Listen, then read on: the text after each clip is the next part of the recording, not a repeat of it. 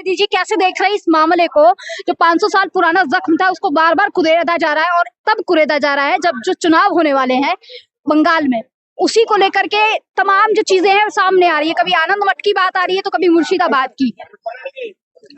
दरअसल एक कहावत आपने सुनी होगी, मस्जिद की मीनारें बोली मंदिर के कंगूरों से, आओ अपना प्यारा मुल्क बचा लें, भारत देश बचा लें इन नफरतबाज लंगूरों से।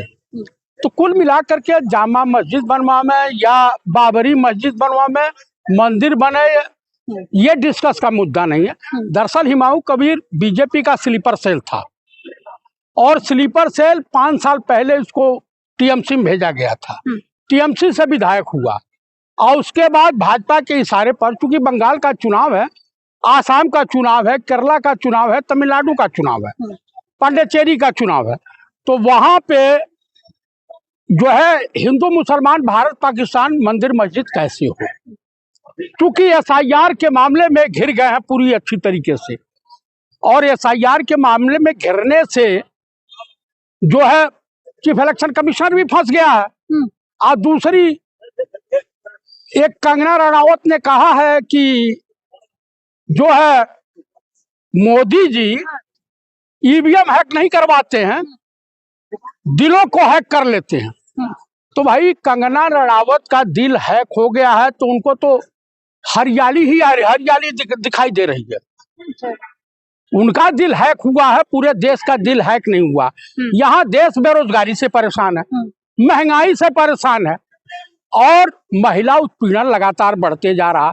हर जगह देखिए मॉब लिंचिंग, क्राइम होते जा रहा, चाहे उत्तर प्रदेश हो, बिहार हो, बंगाल हो या कहीं भी हो, तो हो रहा है।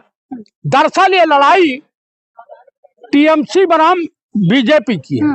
बाबरी मस्जिद के मुद्दे पे आइए ना। बाबरी मस्जिद जो है बनाने की बात की, अब कब्र खोदने की बात कर रहे हैं कि वो नींव इतनी मजबूत होनी चाहिए कि उसमें तुम्हारी जो है कब्र आराम से आ सके, बीजेपी विधायक बोल रहे हैं। देखिए मेरे कहने का प्राय है कि ये भी नफरतबाज, हुमायूं कबीर भी नफरतबाज और तमाम तरह के इस तरह का वैसी भी उसी टाइप में। सर मंदिर और मस्जिद बननी चाहिए कि नहीं बननी चाहिए बताइए। देखिए डिस्कस का मुद्दा मस्जिद और मंदिर नहीं है। डिस्कस का मुद्दा है कि कैसे बेरोजगारी समाप्त हो। डिस्कस का मुद्दा है महंगाई कैसे समाप्त हो, कम हो।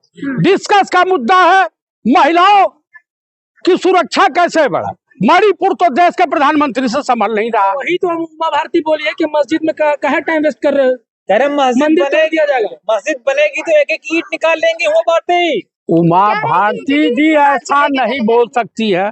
उन्होंने नाथूराम को महाआतंकवादी कहा था, गांधी जी का सपोर्ट किया था। तो कुल मिलाकर के उमा भारती एक सभ्य और सज्जन महिला है। उन्होंने कहा था कि मेरा मोटा भाई ये विकास पुरुष नहीं हो सकता है, विनाश पुरुष का है।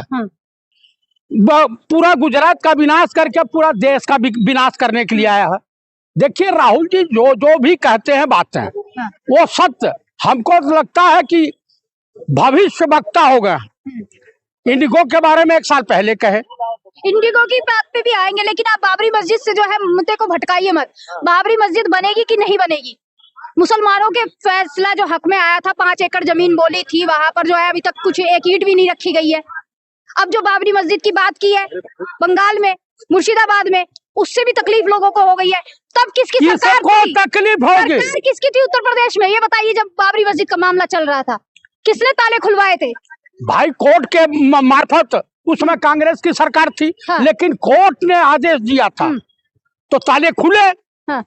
तो उसमें कौन सी बड़ी बात है? ताले खुलने के बाद मूर्ति पूजा कैसे स्वीकार की गई?